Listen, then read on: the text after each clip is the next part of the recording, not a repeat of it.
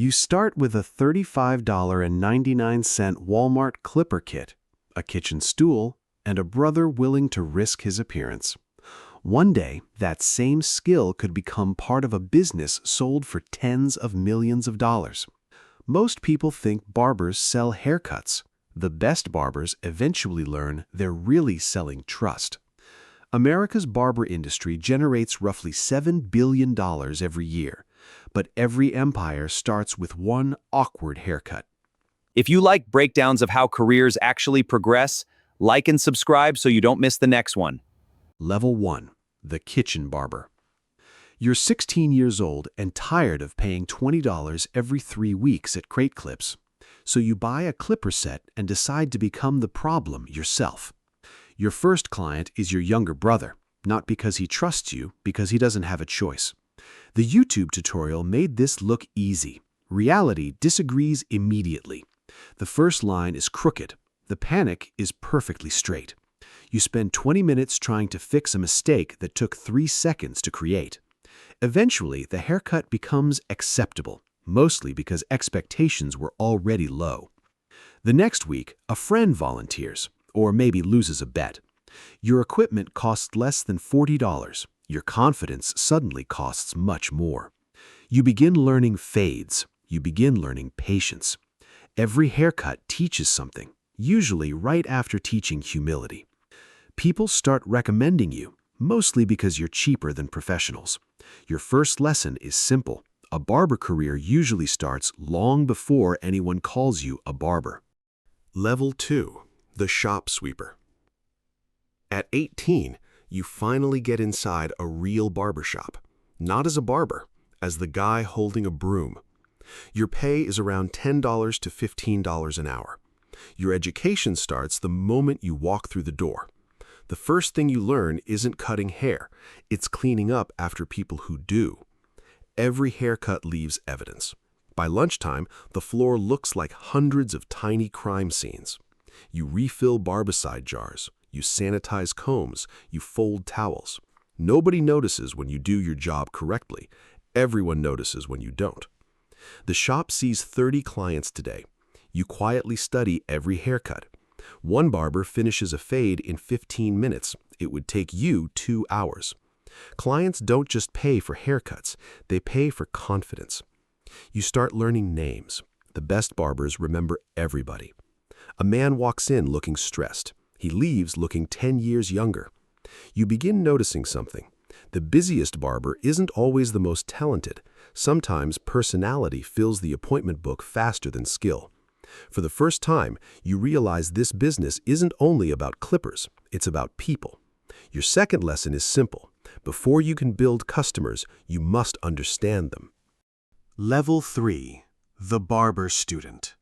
Now comes the expensive part.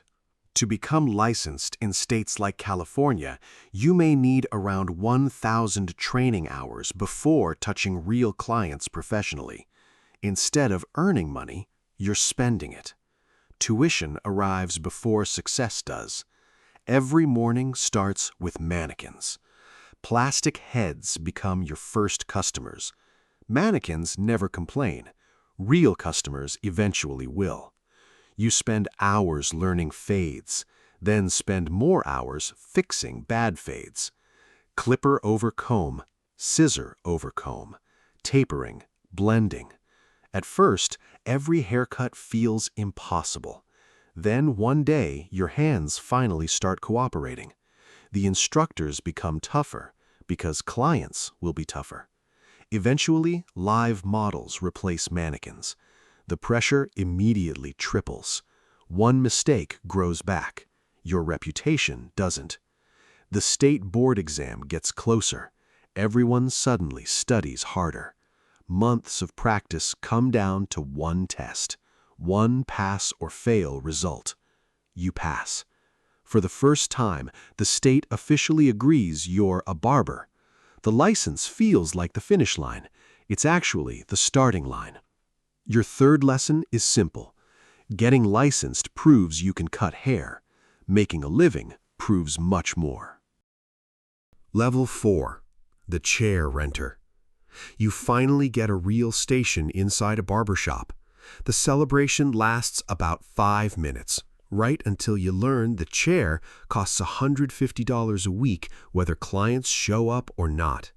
For the first time, nobody pays you to be there. You pay for the opportunity to work. Monday arrives. Your appointment book is almost empty. The barber beside you is booked for 8 hours straight. You spend 30 minutes pretending to organize clippers. Nobody tells you the hardest part of barbering. It's not cutting hair. It's convincing people to trust you. Your first paying client sits in the chair. Suddenly, every haircut from barber school feels irrelevant. This haircut isn't graded by an instructor. It's graded by whether the customer returns. The client smiles, then leaves a $5 tip. The $5 feels better than the haircut payment because it means you exceeded expectations. Weeks pass. A few clients become regulars. A regular client is worth more than any advertisement. He keeps coming back every 3 weeks. Then he brings his son, then his brother. Your chair slowly fills. So does your confidence. The busiest days feel amazing. The slow days feel personal. Your fourth lesson is simple. A barber without clients is an artist. A barber with clients is a business. Level 5. The shop owner. One day, you stop renting a chair. You start buying chairs. Opening a shop feels exciting. Writing the checks feels different. The mirrors cost money. The chairs cost money. The barber poles cost money. The rent definitely costs money. A busy barber only worries about his own clients. A shop owner worries about everyone's clients. Your income can climb above $100,000, even $400,000 a year. But now every employee problem belongs to you. One barber quits unexpectedly. Half your appointments disappear overnight. The city inspector arrives. So does the tax bill. Customers only see fresh fades and clean mirrors. They never see payroll. The best month of your career arrives. So does a broken air conditioning system. You learn to read profit and loss statements because scissors alone won't grow a business. A second location starts looking possible, then necessary. People still call you a barber. You're slowly becoming a businessman. Your best employees become your biggest asset. Keeping them becomes another full-time job. Your fifth lesson is simple. Owning a barbershop isn't about cutting more hair. It's about helping others cut it. Level 6. The multi-unit operator. One shop becomes 3, 3 become 8. Suddenly you're spending more time reading spreadsheets than holding clippers. Your best performing barbershop earns money while you sleep. Your worst performing shop keeps you awake. The first shop depended on your hands.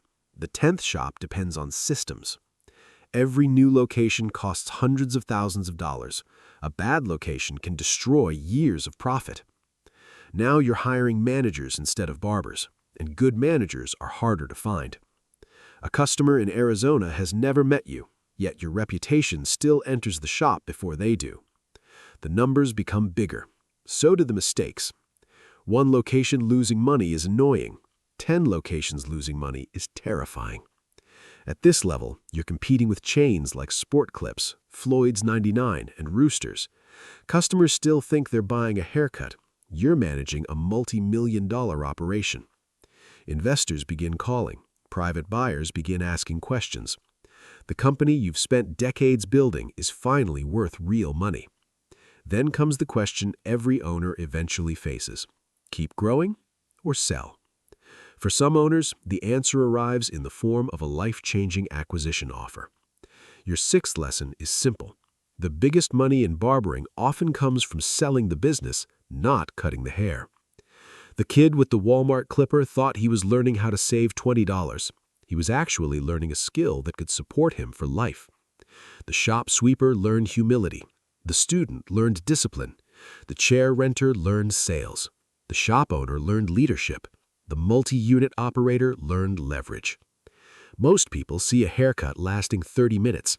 They never see the thousands of hours, the risks, the failures, and the decisions behind it. From a $35.99 clipper kit to a company worth millions, the lesson remains the same. Every empire starts with one customer willing to sit in the chair.